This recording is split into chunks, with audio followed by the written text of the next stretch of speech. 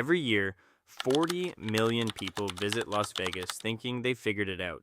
Cheap buffets, free drinks, and a lucky night at the tables.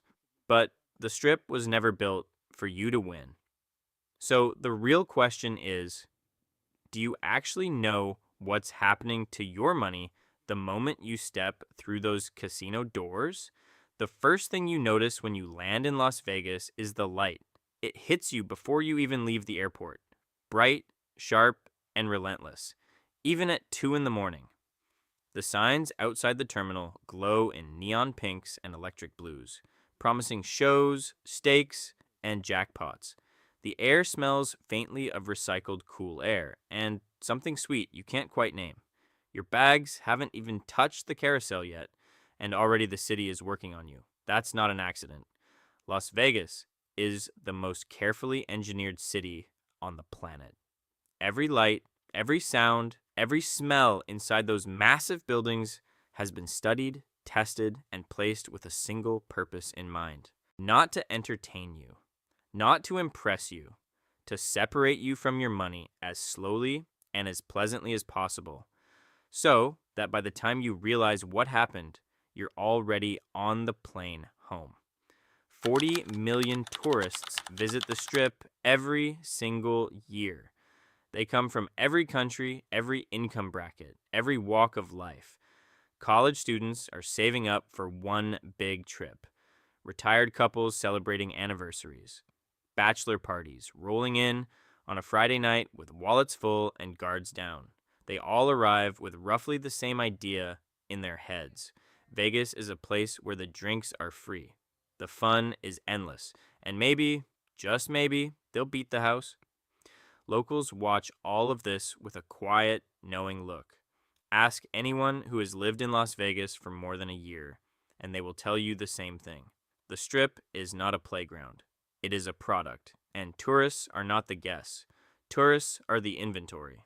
That sounds harsh. It is meant to, because once you understand that, everything else starts to make sense. The layout of the casino floor, the way the exits are hidden, the reason your phone loses signal the moment you walk into a resort, the reason you feel vaguely hungry and slightly thirsty and just a little restless no matter how long you've been sitting at a machine. None of that is random. All of it is design. Here is something most visitors never find out until it's too late. The Strip is not actually one place. It is a collection of private worlds, each one sealed off from the others, each one built to make you forget that anything exists beyond its walls. The casinos do not want you to leave. They do not want you to check the time. They do not want you to notice that you've been sitting in the same spot for 4 hours, that the sun set 3 hours ago, and that you haven't eaten since breakfast. Walk into any major casino on the Strip today. Look up. There are no windows. Look around. There are no clocks. The lighting stays. The same at noon and midnight. A soft, warm, slightly golden glow that never feels too bright and never feels too dark. It is the lighting of a place that exists outside of time. That's intentional. Casinos figured out decades ago that the moment you feel tired or hungry, you leave. So they built environments where your body forgets to send those signals. The air is different too. For years, a rumor floated around Las Vegas that casinos pumped pure oxygen into the ventilation systems to keep gamblers awake and alert. That specific claim has been looked into and never confirmed. But what has been confirmed is this. The air inside major casinos is carefully filtered, kept at a precise temperature, and often lightly scented with proprietary fragrances. The Venetian has its own scent. So does MGM Grand. So does Bellagio. These scents are designed by specialists whose entire job is to make you feel comfortable, relaxed, and just awake enough to keep going. Tourists breathe it in and wrists. Feel great. Locals know to notice it. Then there is the floor plan. If you've ever gotten lost inside a Las Vegas casino, and almost everyone has, you probably blamed yourself. You thought you just weren't paying attention, or the resort was simply very large. But casino floors are not confusing by accident. They are confusing by design. The path from the entrance to the elevator bank winds past 100 slot machines. The route from the restaurant back to the hotel lobby loops through the poker room. Every shortcut leads you deeper in. The exits are real, but they are not obvious, and they are never in a straight line from where you're standing. Researchers who study casino design have a name for this. They call it a maze layout. The idea goes back to a man named Bill Friedman, a former gambling addict who became one of the most influential casino designers in history. Friedman believed that low ceilings, winding paths, and machines placed close together created a feeling of intimacy and focus. His work shaped the physical bones of nearly every major casino built in the 20th century. The newer resorts have updated the formula. Some have opened up the space, raised the ceilings, added natural light. But the core principle never changed. Your attention is a resource. Your time is a resource. And the building around you was constructed to harvest both. 40 million people walk into that every year thinking they've got a plan. Most of them don't know the plan was already written for them before they ever booked the flight. Nobody talks about the cab line at the airport. You land at Harry Reid International, and you're feeling good. The trip is starting. You grab your bags, step outside into the desert heat, and it hits you like opening an oven door. In the summer months, the temperature in Las Vegas regularly reaches 110 degrees. The pavement radiates it back up at you from below. The sun drives it down from above, and there you are, standing in a line of 200 other tourists, all of you slowly cooking, all of you waiting for a cab that is going to charge you a flat rate of around $30 to $35 just to reach the Central Strip. You could have taken the airport shuttle for $7. Locals know this. Tourists find out later, usually when a local mentions it offhand over dinner and watches the table go quiet. That is the first tax. There are many more waiting. The Strip looks walkable on a map. Pull it up on your phone and the distance from one end to the other seems manageable. Maybe a long afternoon stroll. What the map does not show you is scale. The Bellagio's driveway alone stretches nearly a quarter mile from the street to the front entrance. MGM Grand covers more than 100 acres. When you decide to walk from the Luxor up to the Wynn, which looks like a short hop on the screen, you're actually covering close to 4 miles of open concrete in direct sunlight with no shade and no place to sit down except inside another casino, which is exactly where they want you. Every resort on the Strip is positioned so that when your body finally gives out from the heat or the distance or the sore feet, the nearest air-conditioned door belongs to a casino. You don't choose to walk in. You collapse in. And the moment you're inside, the maze takes over and the clock disappears. And suddenly, you're sitting at a machine, telling yourself you'll just play for 20 minutes. 2 hours later, you're still there.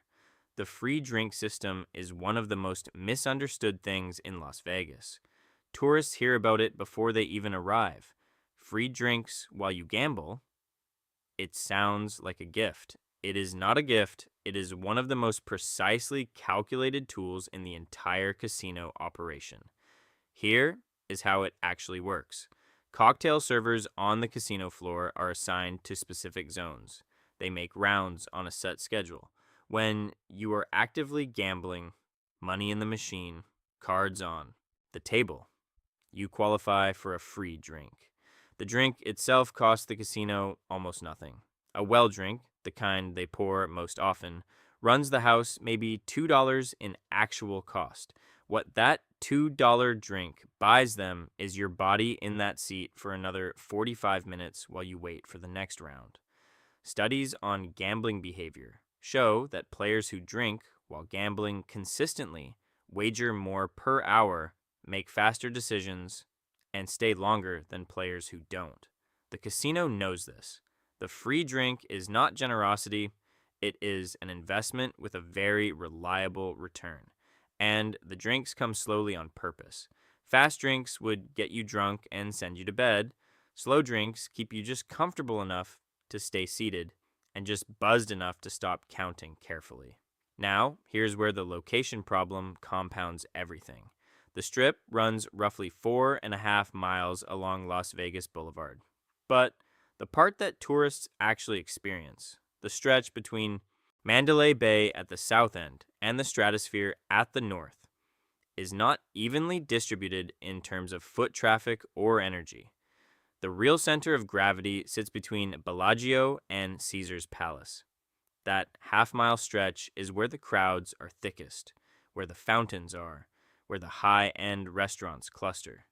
Everything north of the Wynn starts to thin out. The sidewalks get quieter. The resorts get older or stranger, and past the Stratosphere, which is technically on the Strip but feels like a different city, the whole illusion breaks down completely.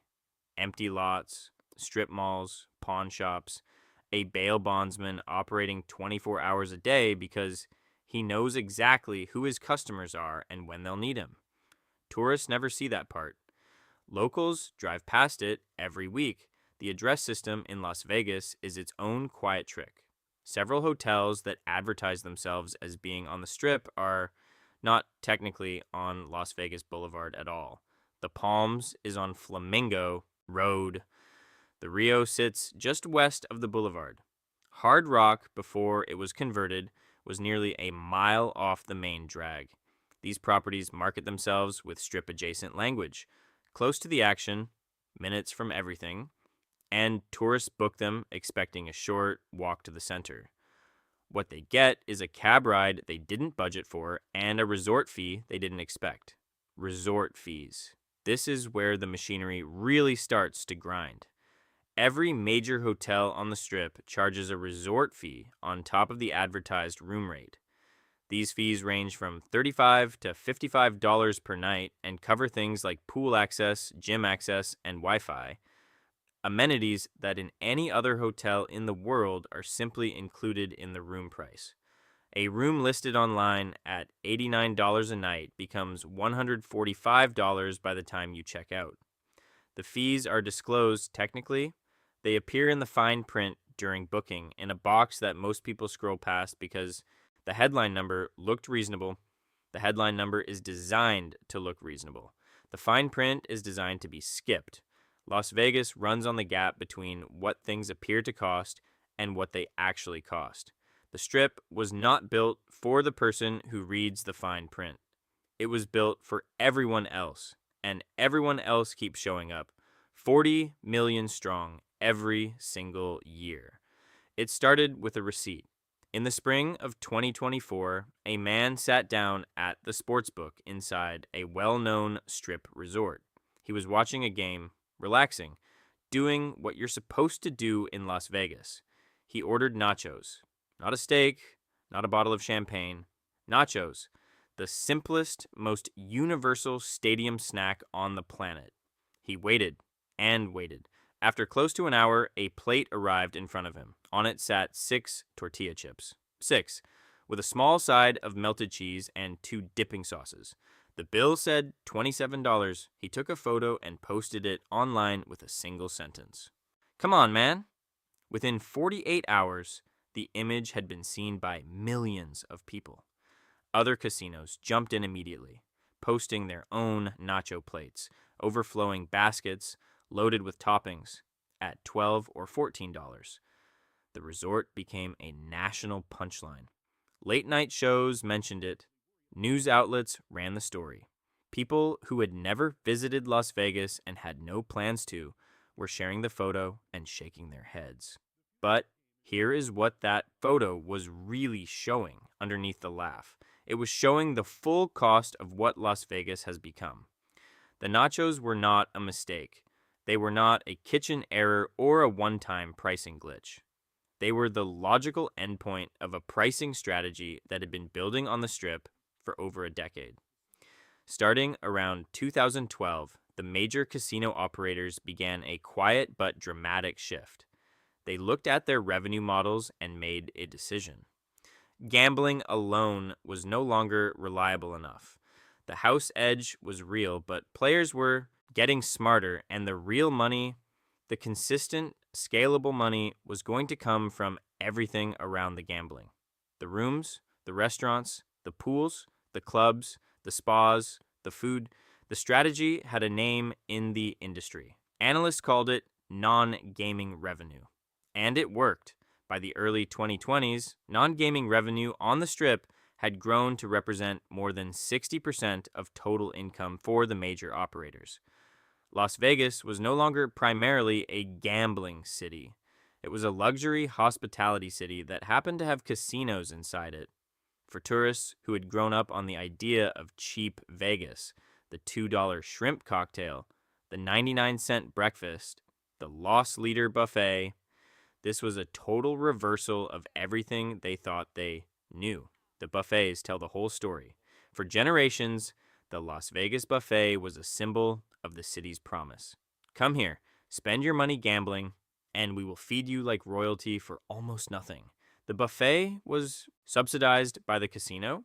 It was a tool to keep you on property, keep you eating fast, and getting back to the floor. Through the pandemic, one by one, the iconic buffets closed.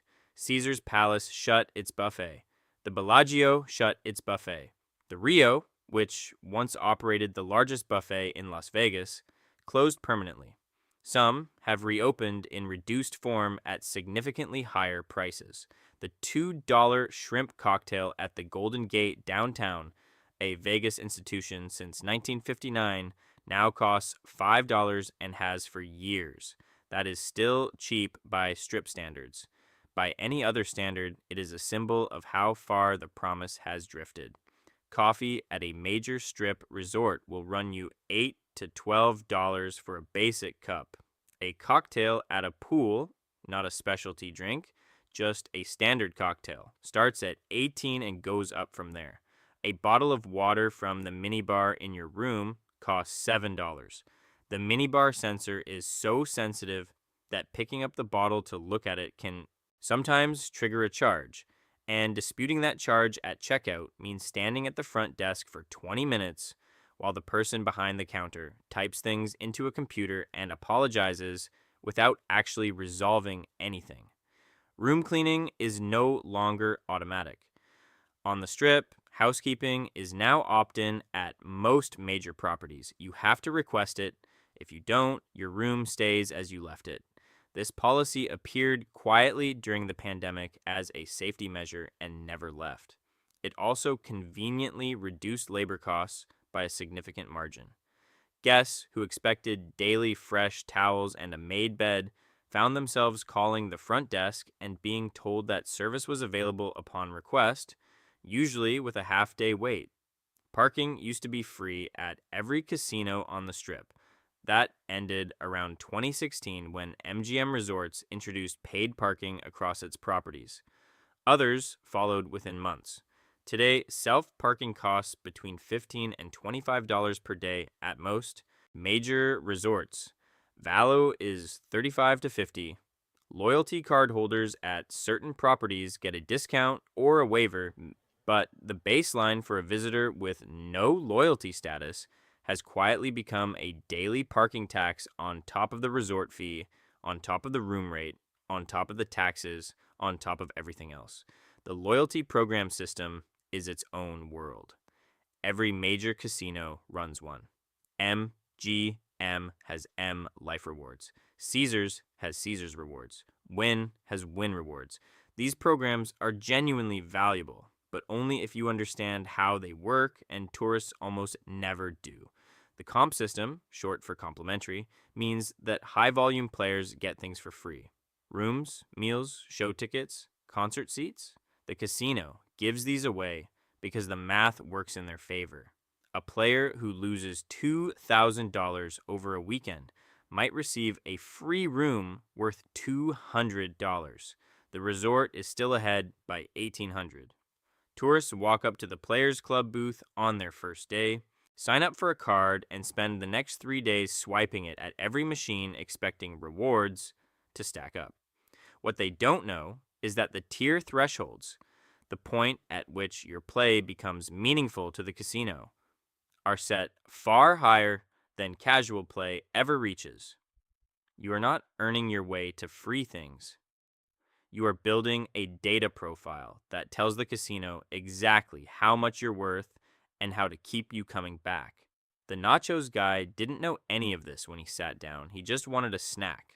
But his receipt, held up to the light, showed the entire machine.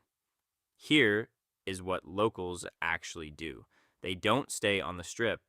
When friends visit from out of town and ask where to stay, the answer from almost every long-term Las Vegas resident is the same. Stay downtown or stay off strip and use the strip as a destination rather than a home base. The difference in hotel prices between a comparable room downtown on Fremont Street and a room on the Central Strip can be $60 to $100 per night. Same city, 30-minute walk, completely different price universe. Downtown Las Vegas is one of the best kept secrets in a city that makes its living on secrets. Fremont Street has the old neon, the covered experience overhead, and the casinos that still operate on a different model than the mega resorts to the south. The Golden Nugget is a genuine 4-star property. The D and the El Cortez both offer room rates that would make strip hotels embarrassed. The bars pour stronger. The machines are looser, not dramatically, but measurably, because the downtown casinos need to compete differently than properties that can charge $35 just to park. Locals eat here, locals drink here, tourists walk through once for the light show and then go back south. That is a mistake. Timing matters more than almost anything else on the strip. Las Vegas pricing is not fixed. It is dynamic, which means it moves based on demand. And demand in Las Vegas is extremely predictable if you know what to look for. Sunday through Thursday, the strip is quieter. Hotels that charge $300 a night on Friday and Saturday will list the same room for under $100 on a Tuesday. The restaurants have open tables. The casino floors have breathing room. The pool is not a packed shoulder-to-shoulder sweat pit, but an actual place to relax. Shows that are sold out on weekends have seats available midweek, sometimes at reduced prices through the box offices directly. The worst weekends to visit are well known: New Year's Eve, 4th of July, Memorial Day weekend, Labor Day weekend, fight nights. Whenever a major boxing or MMA event is scheduled at one of the arenas, hotel prices double across the entire city, not just at the host property, because every room within 10 miles fills up. The locals clear out. They go to Summerlin or Henderson or drive up to Mount Charleston to let the tourists have the city for a few days. The best time to visit if you want Las Vegas without the premium price tag is January or February, midweek, when the convention calendar has a gap. You can walk into a Bellagio suite for a fraction of its peak rate. You can get a reservation at a restaurant that takes 3 months to book on a Saturday in October. The Strip is still alive. It never fully sleeps, but it breathes differently. It feels, for a few days each year, almost like a city instead of a machine. Locals know which casino restaurants are actually good versus which ones are trading entirely on brand name. The Strip is full of celebrity chef outposts. Gordon Ramsay has multiple locations, as does Guy Fieri, as does Bobby Flay. Some are worth the price. Many are not. What locals know is that the best food in Las Vegas is rarely on the Strip at all. Spring Mountain Road, running west off the Strip, is home to one of the most concentrated stretches of authentic Asian restaurants in the American West. Authentic Cantonese, Sichuan, Vietnamese, Japanese, at prices that would seem impossible if you just paid $27 for 6 chips and some cheese. Locals drive 15 minutes and eat twice as well for a third of the cost. The free drink system, which tourists see as a perk, locals see as a trap to avoid or exploit carefully. The exploit is simple. Sit at a low minimum machine, a penny slot, or a low stakes video poker game, and play at the minimum possible rate while accepting drinks. Your hourly loss at minimum bet is maybe $5 to $10. Your hourly gain in drinks, if you're ordering consistently, is easily $30 to $40 in retail value. You are, mathematically, drinking for free and getting paid to do it. The casino tolerates this because most people can't keep the discipline. Most people start small and then get drawn in. The house counts on the escalation. Video poker specifically is the only game on the casino floor where a player with perfect strategy can reduce the house edge to less than 0.5% on certain machines. Locals who gamble know this and seek out full pay jacks or better machines, which still exist in some downtown and off-strip casinos. They play slowly. With perfect strategy cards, they aren't ashamed to reference openly, and they treat it like a hobby with a small, predictable cost rather than a shot at getting rich. They are not trying to beat the house. They are trying to make the entertainment cost as little as possible. The resort fee problem has a partial workaround, though it requires confidence at the front desk. When checking in, some guests ask directly whether the resort fee can be waived or applied as a credit toward dining. The answer is usually no, but not always. Properties with lower occupancy on a given night have more flexibility. Staff members with discretion sometimes apply goodwill credits for guests who ask politely and have a loyalty card. It does not always work, but locals know that in Las Vegas, almost everything has a price, and the price is sometimes negotiable if you're willing to have a quiet conversation with the right person. None of this means Las Vegas is broken. It is not broken. It is working exactly as designed. The city generates close to $50 billion in visitor spending every year. The shows are world class. The pools on the right day are genuinely beautiful. The restaurants, the right ones at the right time, are spectacular. The experience of walking out of a casino at 3 in the morning with the desert air cooling down and the lights of the strip blazing in every direction is unlike anything else on the planet. But that experience is available at two prices, the tourist price and the local price. The difference between the two is not money, it is information. So, here is the question worth sitting with. Now that you know what the locals know, the timing, the exits, the real cost of the free drink, the gap between the headline price and the checkout total, is Las Vegas still worth it?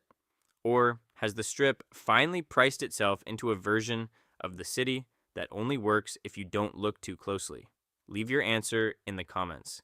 And if this changed how you see Vegas, or if you're a local who thinks we missed something, subscribe, because there's a lot more of this city left to pull apart.